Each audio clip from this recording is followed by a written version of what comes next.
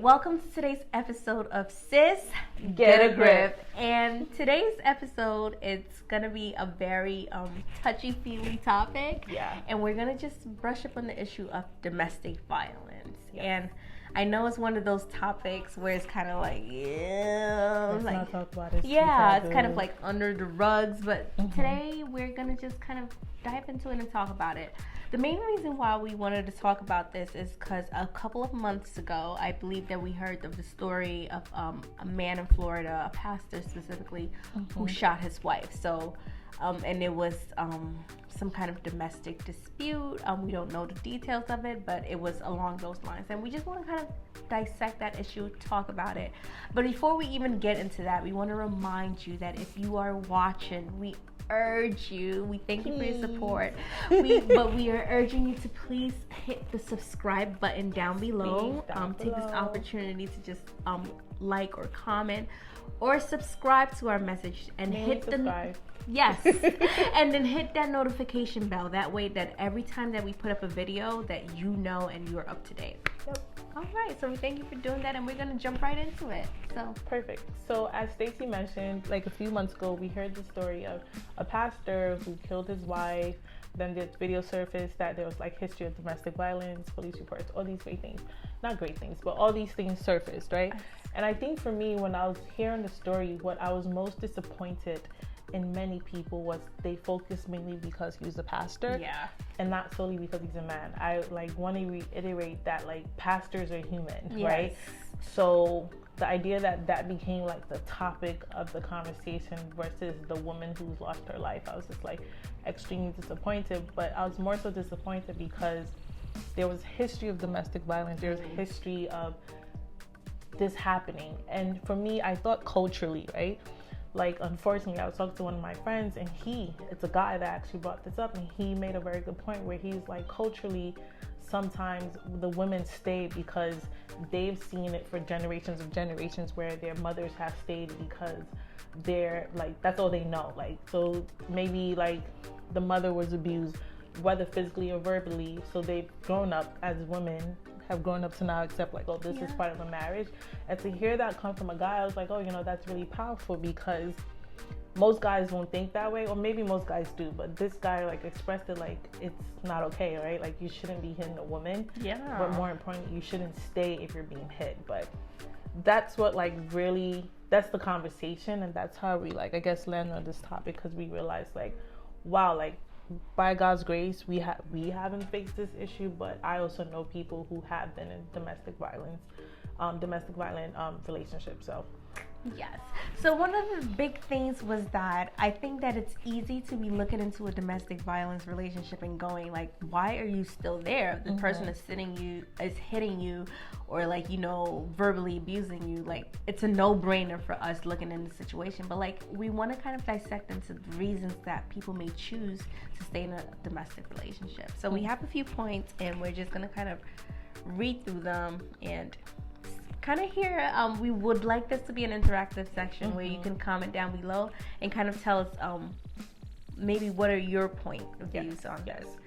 So one of the points that we have listed here is that some people stay because of their children. So it's the investment piece. One is that you've had children with this person, and you don't want to have a broken home, because we know the effects of broken homes on children. So we don't want to we want to paint this picture for our children, or let them grow up with that togetherness of seeing that consistency, so that they can also have a better relationship in the future. And so when children are involved, I think that most times the woman is thinking, and domestic violence, I want to just knock this kind of conspiracy out the park. I know what you're gonna say. Yep. It goes both ways. Yes.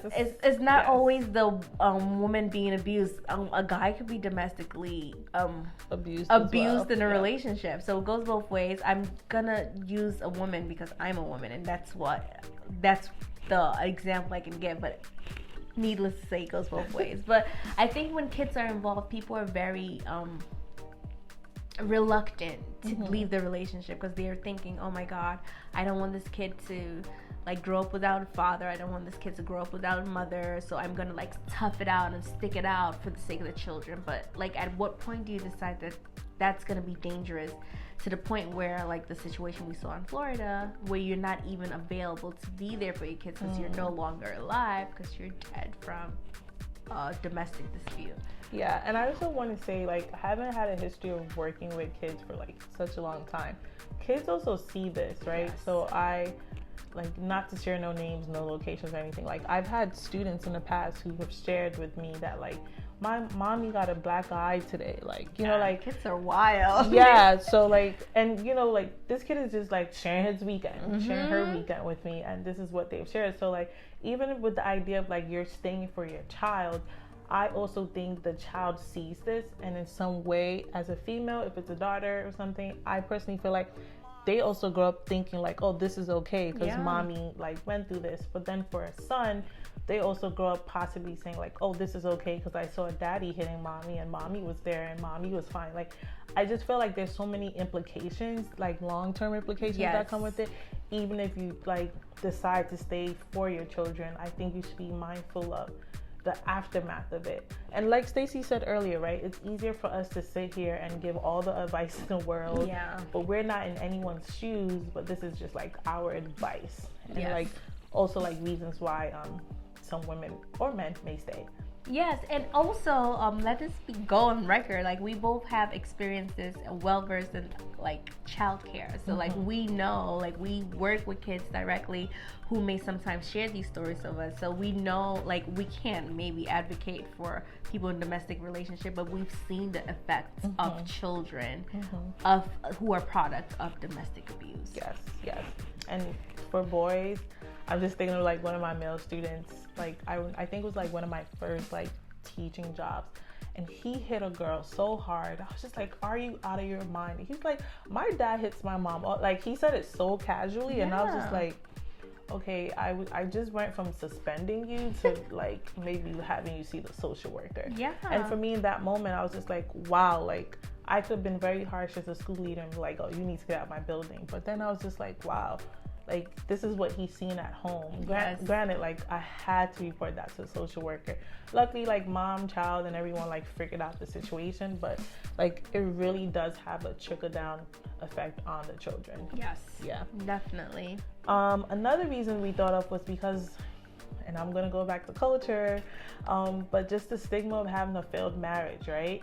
I know, like when I was about to get married, like I was given all the advice in the world, like to death do you part, all these great things. But one thing I'll never forget, my dad told me, he was just like, men don't hit. Like, my dad gets loud, all the things go. My dad has never laid a hand on me. And he was just like, because men don't hit.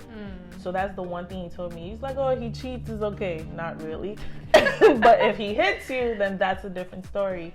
And because of that, like, I grew up with the understanding that like no man should hit, but I think sometimes in the culture there's a stigma that, oh, you should stay because you don't have a failed marriage. Like, you don't want people to think that you didn't stick it out. You're not a ride or die. But are you, like, I personally don't think you need to be a ride or die. You don't definitely need to die. You like, can ride, but I don't know about the dying portion of that. It's just unfortunate that that's unfortunately sometimes what comes with it if you decide to leave a marriage. And I know many Christian pastors who say like, yeah, divorce is not great, divorce is not that, but if a man is abusing you, you should walk away. Like, I also was given that advice when we were doing marriage counseling. So and that's great that your pastors actually brought that up during counseling, because I think that's like an elephant in the room that's not addressed, but that's a real thing that can happen. Like, people have temperaments, and I think that that is definitely something that should be brought up in therapy. But it's also a conversation. If your therapist doesn't bring it up during marriage counseling, or if you don't believe in that route, you should have a conversation about what your boundaries are in terms of like what you can tolerate. Because I think that in a cultural setting, we're always in a situation where we that failed marriage looks so bad that we would rather stick out anything. And it's like, just to go back home and be like, you know what, like I'm packing my bags and I'm back home. Like it's such embarrassing that people will like rather stay and get beaten till death. Some people make it till death, and there are some people that are going through domestic violence that we will never know. They will never reach the death portion, but their soul is like so beaten and they're so drained, and it's just not worth it. But we'll get onto some solution-based stuff later down the line. The other thing is that some people stay because of financial security, and this is a big one. Yeah, I'm about my coins. No, in the sense that like, so let me rephrase that. Sorry, I'm about always having for myself. Yes, that sounds so selfish, but when I first got married, there was a lady in my building, and she pulled me to the side when she like heard I was getting married, and she was like, I only have one advice: make sure you have your bank account and make sure you save your money, because anything can happen. I remember thinking like, girl, stop it. I'm not thinking of an escape plan before I even get into the marriage, but like, if your whole financial dependency, and this is a touchy-feely topic because I'm in one of those relationships where like my husband takes care of everything, right? So literally, financially, I don't do nothing. Isn't that impressive? Literally, my money is my money, and like I use it. But like if there's that dependency, like in his absence, like I could see why somebody would want to stay. Like let's say, I don't want to use myself as an example, but if like in the worst case scenario, like if me and my husband got into this dispute, it'll be difficult for me to manage. But we're not saying like be scandalous and secretive about your money, but I think that you should be a contributing factor to the financial structure of your household. That way you're not too crippled if your husband or wife, because it goes both ways, decides to kind of like step out the relationship. You should have some kind of financial structure, even if it's a joint savings, some kind of financial structure that covers everybody. The irony is, I listen to like a Christian radio station, like that's all my car is on, and during this week they were actually discussing the point of a dowry in the Jewish culture, and basically the point of a dowry was because there was understanding that the woman will become a housewife. However, the amount of money that was required from the man to marry the woman was actually a form of security for the woman in case they ever needed to walk away from the marriage. And I was just like, oh, I actually never knew that. So when like people like really are harsh on like I know like my husband has to pay like a dowry or whatever, right? Like I think I spent the money already, but like those are the things that I always say like you should have as a backup plan. My mom always used to tell me something like, always have something for a rainy day. Then I learned something from your husband where he's always said, always have 6 months of all your bills saved up. Right now we live by that. But like I just feel like as a woman, and this is not to like shade men or anything, but as a woman, I just think like to have that for yourself, and as Stacey said, not do it in the most shadiest way or anything, just to have that as a form of security for yourself is very important, because God forbid, like if you need to pack your bag and go, what are you gonna do? And I think any understanding husband will get that, will be okay with you, because I do have like we have a joint account, I have a solo one. Really, it's usually to plan surprises and do my secret shopping, but like that's an account I have, and it's not necessarily like a secretive account. And sometimes he'll be like, here's some money, and it goes into my secret account, but it's not, you never know tomorrow. And which like sometimes I don't have a prenup, right? But I really sometimes get people that like get those prenups signed, because it's almost like you want to make sure that you are okay for a rainy day. For a rainy day. It sounds so bad. It sounds so bad. It sounds so bad. Like, why are you planning your escape when you're just getting into the relationship? But if plan A fails, plan B is there to help you survive. Yes. That's basically how it goes. Another thing that we realize that sometimes women or men stay because this is all they know in a relationship. So, like for example, my husband and I have dated since high school, right? So God forbid if he was abusive and I've been with him since high school and I'm now 30, that's all I've known, right? So I've become comfortable, I've become complacent, like I've just become so content with the situation that this is all I know. So even if an outsider is telling me like, oh, he shouldn't be talking to you that way, I'm just like, oh, this is normal. He's been doing this forever. Like, which is so unfortunate. My husband's never late. He doesn't even scream at me when I do the most outrageous things. So, like, let's get that straight. But, like, sometimes and very unfortunately, this is all someone has ever known. Yeah. And it's just hard to walk away when this is all you know. But it's also hard to walk away if you've invested so much of your time into someone. Like, that's difficult because, like, to know that for that to be all you know, especially if you have like a family set up to something similar as what you're experiencing, like that is all you know, like from you were a child. So it's hard to kind of break out of that, and that's why like I can never look at somebody who's in a like domestic situation and be a domestic abusive relationship and be like, you know, like you should know better, because you don't. And like it's easier said, it's easy to be looking into the relationship and going, you need to do this, you need to do that. Like it is so many components and so many things involved that you just never know what a person's actually experiencing. And for all you know, like because of the length of time they've been with this person, they almost even find this situation as a way of refuge for them. And that is dangerous territory that we're exploring, but unfortunately people do find themselves in these situations. Wow, I never thought of that. Wait, can you elaborate more on what you mean by like a way of refuge for them? Like even though it's the person is abusive, it almost feels like their abuse is they're being protective of them. Okay. So like even though he's abusing me, it's because maybe, and then they begin to doubt themselves. Maybe I didn't do this right. Maybe I didn't do this right. If I would have been a little better, maybe he wouldn't have had an excuse to hit me. So like they begin to very self-doubt, like, and kind of like just dig yourself in a deeper hole. And like this is not a pretty way in any situation, but it's difficult for somebody to kind of identify that this is my situation and I need to get out. In my working with like children and families, like very rarely have I seen a family that was like, you know what, this is an abusive situation and I'm out. Like it's always like, no, you know, I could have done something a little better. It's not his fault. It's not her fault. It's very it takes a toll on your self-esteem, and it kind of like, so that actually leads us to the next point, which is damaged self-worth.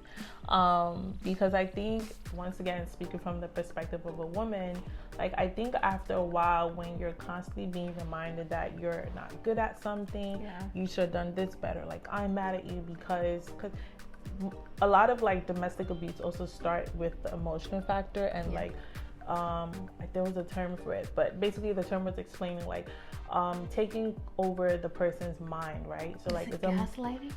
What? Gaslighting. What does that mean? So gaslighting, I wish I could have defined this and like read a definition, but it's basically when the person uses like psychology and manipulation to kind of like reverse psychology to kind of make you guilt you for the things that they did. That is exactly what it is. So maybe that's the term I read. But basically it starts from the mind, where you make the person feel as low as possible, because you know in that stage of them feeling as low, that is where you feel bigger, that is where you feel greater, so then you could take advantage of them. And I feel like when you begin to see that, or if you're constantly being told that you are incapable or you're not worthy or something, I just believe like everyone is capable of doing something, right? Absolutely. So if your partner is telling you at all times like you're not doing this well, you're like nothing is good for them, I feel like that is like you should begin to like paddle back and move away, because I feel like that just leads to the step of like, now I'm gonna hit you, now I'm gonna do this. Like I just, from what I read the past few weeks, it was just like it starts from the mind. Like taking full control of your mind, making you feel worthless, and then it slowly leads into the unfortunate part of the physical aspect of it. So. And even speak like for somebody to do that, it's kind of a tactic, right? If I'm breaking you down, then you develop a reliance on me. Like, let's say if I break down your self-confidence so much, now you rely on my compliments to feel good about yourself. So like, it's a mental breakdown, and it never starts off physical. Like, if you went on your first date, like let's say you were on like Coffee Meets Bagel, it's a dating app. You found somebody on the first date, like you like went in your person, they were like it's over. Like, I don't think you're gonna stay and you're gonna wait and be like, did you just slap me? But you're so cute, but I'm gonna stay. Like, it's never like that. If the person went straight to hitting you, you would have known. And that's why it starts with the mental. Like, they start kind of breaking you down slowly to the point where when the hitting gets involved, you're so far down mentally that you even find yourself defending the abuser.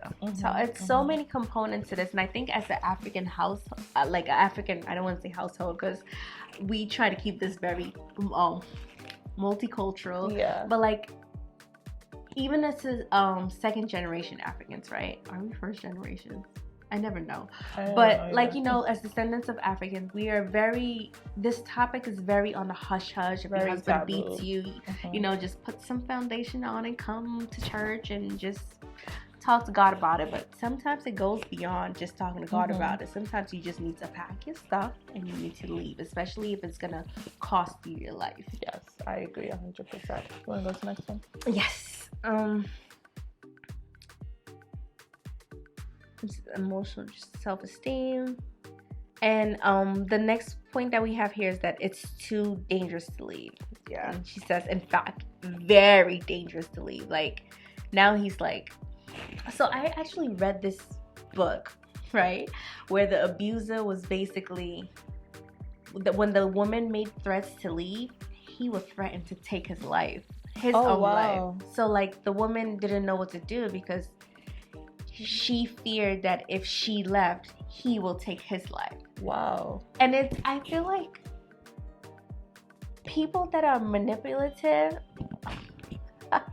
male or female, you just need to be very wary of these characters, because it's something about manipulation that gets in your head. Like, if somebody is telling you, if you leave me, I'm gonna take away my life, like, what does you're taking your life away like have to do with you hitting me? And especially, like, I'm not saying this to the woman that's in an abusive relationship or the man that's in an abusive relationship, because it's hard to kind of think outside of that when you're in an abusive relationship. But you should really be mindful of conversational comments like that in the dating phase. And that's something that you can kind of rule out, like your spouse, your girlfriend, or your boyfriend's response to like when they're upset. It's like, oh, I'm going to do this and I'm going to do that, and it's like, how are you going to harm yourself? How does harming yourself harm me in a relationship? And I think that's all I can say on that. So I also read in this that like women are 70 times more likely to be killed in the weeks after leaving their abusive partner than any other time during the relationship. And I think like that just goes to show, and I think that was like, if you refer back to the Florida situation where this woman was in the process of leaving, I believe, she had gone to work or whatever the case, not whatever the case was, but I don't want to like not share the right information, but from what I read, she was in the process of leaving. And I think that's a perfect example of a woman who's like gathered up the courage to walk away. And for a man to say like, no, I'm still gonna prove to you that I am in control of this situation, even if you walk away. So like, to have read that statistic, and I was just like, wow, like if another woman hears this, right, another woman who's like, I need to get out of the abusive relationship, but they go and they read this, I'm just like, how do I leave, right? And I think that's I think the tough part in this whole thing is asking yourself, like, how do I leave? How do I walk away? But we're begging you to like gather up the courage, gather up the strength, but more importantly, gather up the support from other people and let other people in to help you so you can actually leave. Because if I refer back to the woman from Florida, her brother in the video was saying like, this is a threat. Like, you don't take things like this lightly. You don't think. And the wife begged her brother to not call the cops.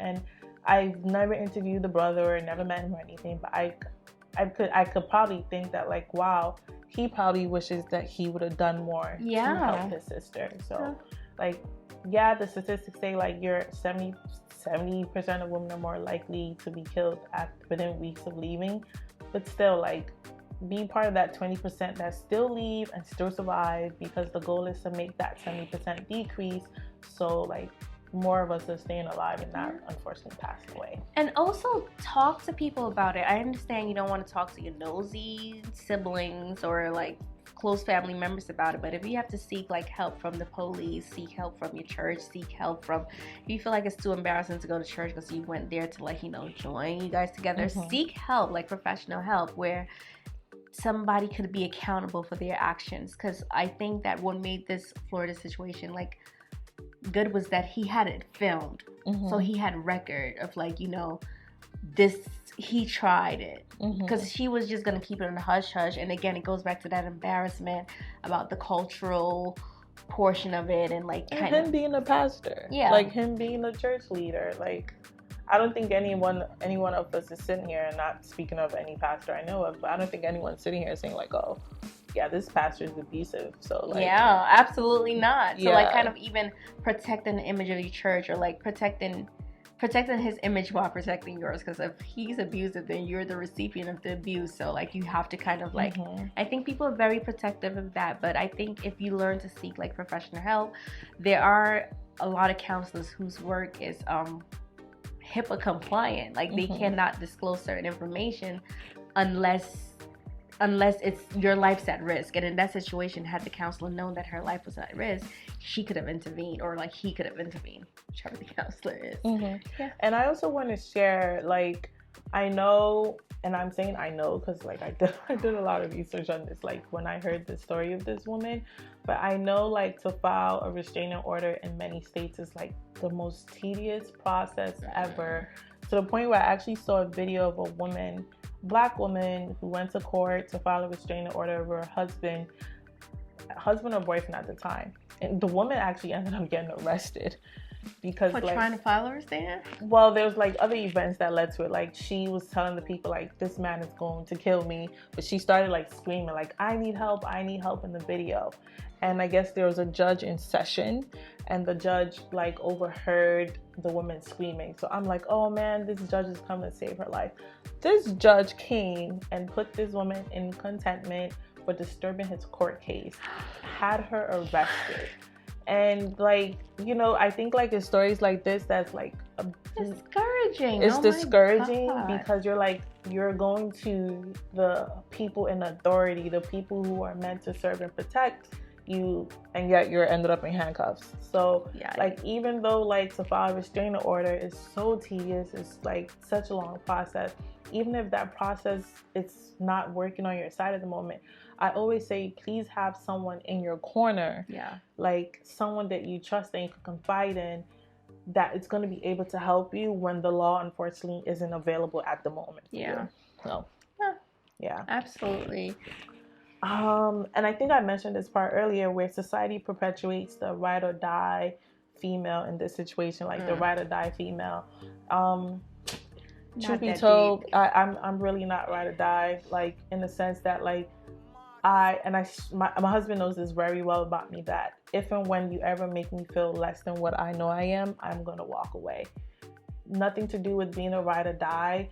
It's more so like me knowing my self-worth. And I think in our community, especially the community of color, where when you're the woman who like sticks with her man when he's locked up, when you're the woman who sticks with the man when he doesn't have a job, granted, like those things happen, so you should stick around, but like don't be the ride or die for the wrong reasons, I guess. Girl, you can ride all you want, just don't die. Like, it's just never worth the death portion of it. Like, you should never be so engulfed in a relationship. Like, are you Jesus? Like, you should never die for the sake of somebody. And if you have that kind of heart, like, bless you. Like, that's the kind of level I'm trying to get to, but I'm just not quite there yet. Yeah. So, like, kudos to you. Just in the long term, like, the ride or die mentality, I feel like our generation of women, we are smart enough to know that you don't need to be considered ride or die to know your self-worth. But more importantly, you don't need to be considered ride or die for your partner to know how much you are to them. Like, it's so funny because I've been seeing these challenges online where like a guy would like have like a gun to like a girl's head. What? But it's not loaded, and he'll kind of go like, "Do you trust me?" And he'll like pull What? the trigger, and it'll be like clack, like it's empty. But like, First of all, who do you follow? I'll be That on is the what you see. Explore page. The Explore page be giving me wild stuff, but that's how I learned how to Whoa. So I learned how to do the savage, and I'm the savage. Wait, back to your ride or die challenge. So yeah, and they'll like pull the trigger, and it's like, I think I saw like another meme that says like, can we not normalize this? And it's really not normal. Like, why are you so comfortable? And it's to prove that, you know, you trust your man so he could pull a trigger. Like, it should never. No. First of all, I don't even know why there's guns in the house, but maybe it's the state of North Carolina. I don't know. That is just crazy. I don't know. I don't know what to say to that. Yeah. That is wild. But that is the kind of world we live in, and this is the kind of things people are seeing, and like, it breaks my heart that the young generation will probably look at this like, this is how I need to ride for my man. But hopefully there's not. That's why we try to have channels like this to kind of promote good narrative for younger women. We're not saying we're the best, but like, we're definitely don't have our husbands pointing no guns to our heads trying to pull the trigger. So that is wild. If you like it so far, take a break now and definitely hit the subscribe button, because that is really important. Yes. All right. So now we're gonna jump into ways to support someone who is in an abusive relationship, or if you find yourself and want yourself. Mm-hmm. Yep. You wanna go? Yes. So one of the things is be supportive, and if you're in the relationship yourself, I think that you need to kind of like accept the situation. Like, this is my situation. This is what I'm in.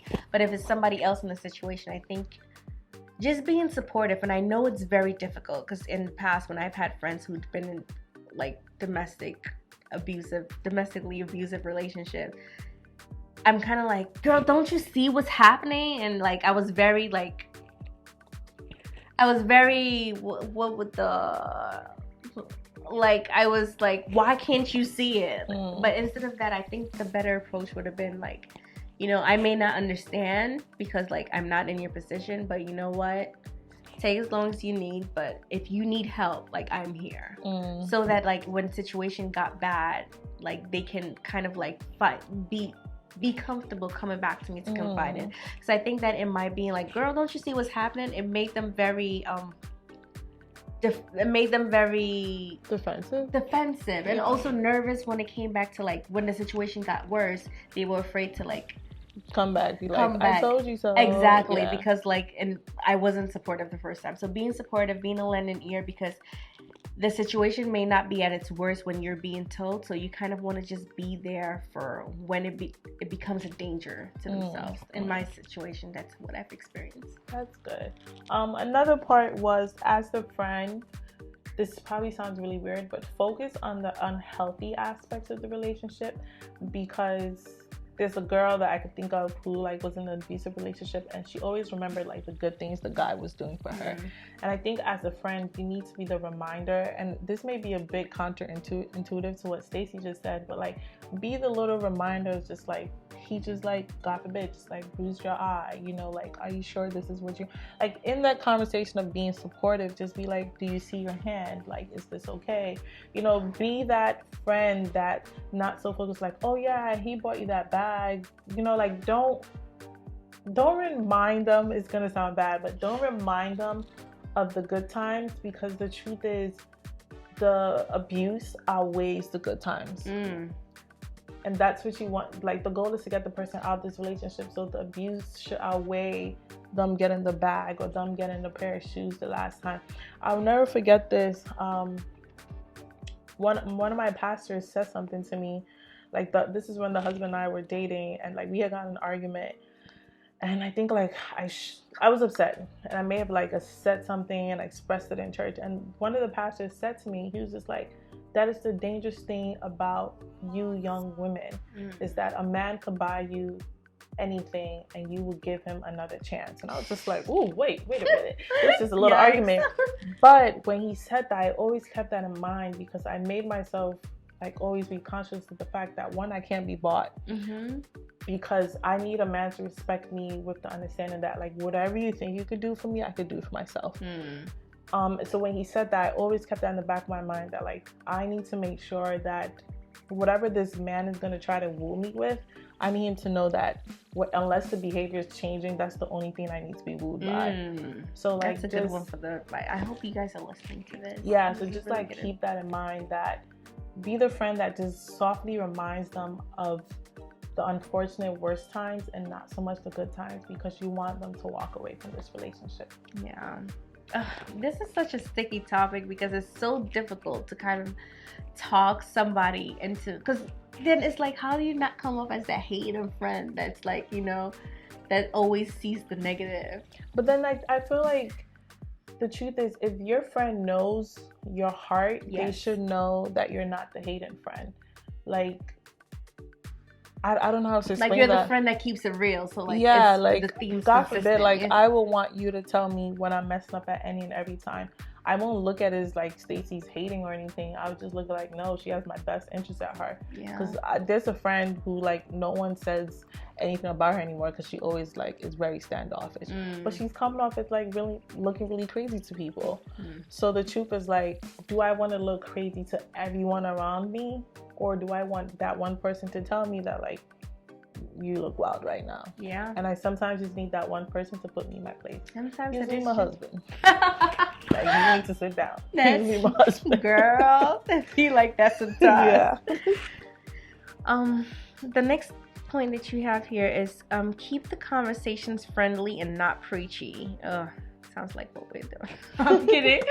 But you want to like, and I think what this point is like so true, because it's like you don't want to kick the person while they're down, right? And while they're in their down moments, it's like when it's like, see, I told you, like when you I know when I told you to go and remove your stuff like last week, like what were you doing? Like this is not the time, like, because I feel like it's a very vulnerable situation. Just imagine like you being at your worst place and the person that you feel like you were going to spend the rest of your life with is treating you this way, and you like finally come into terms with it. You go to confide in a friend only for the friend to kind of like add salt to injury. Like that's the time where you want to be like supportive and like not tell them like, see, I told you, and kind of just be like friendly reminders, like, you know, you're strong.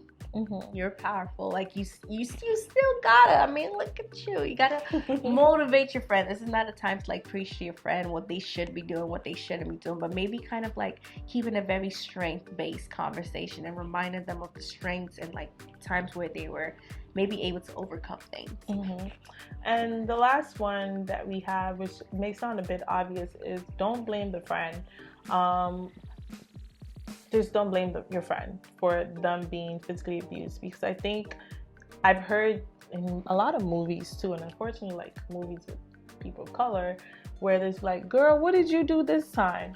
No, that's not okay. Like I don't think that it's ever okay for anyone to be hit. So regardless if I said something that you may have found inappropriate or whatever the case is, that doesn't give you the right to lay your hands on me. Absolutely not. So the idea of like don't blame your friend is don't say they did anything wrong. Once again, the goal is to get them out of this relationship and make sure that they're safe, healthy, like they have their life the next day. So you telling them like, did you get him upset? What did you say to him? Is it the same thing he didn't want you to do? Like those things are not okay. Yeah. And I also feel like as a friend, if that is what you're preaching to your friend or saying to your friend, I also think you need to do a conscious check and ask yourself like, why do you think the actions of this the abuser is also okay? Yeah. So that's the advice that we have on domestic violence abuse. Yes. We are going to share links in the bottom for domestic violence hotlines, resources, and support. We dedicate this episode to every woman, every man who's ever been in a domestic violence situation. We are praying that you stay safe. We are praying that you've made it out, and we're just rooting for you and your family. So thank you for watching this video experience of Sis Get a Grip.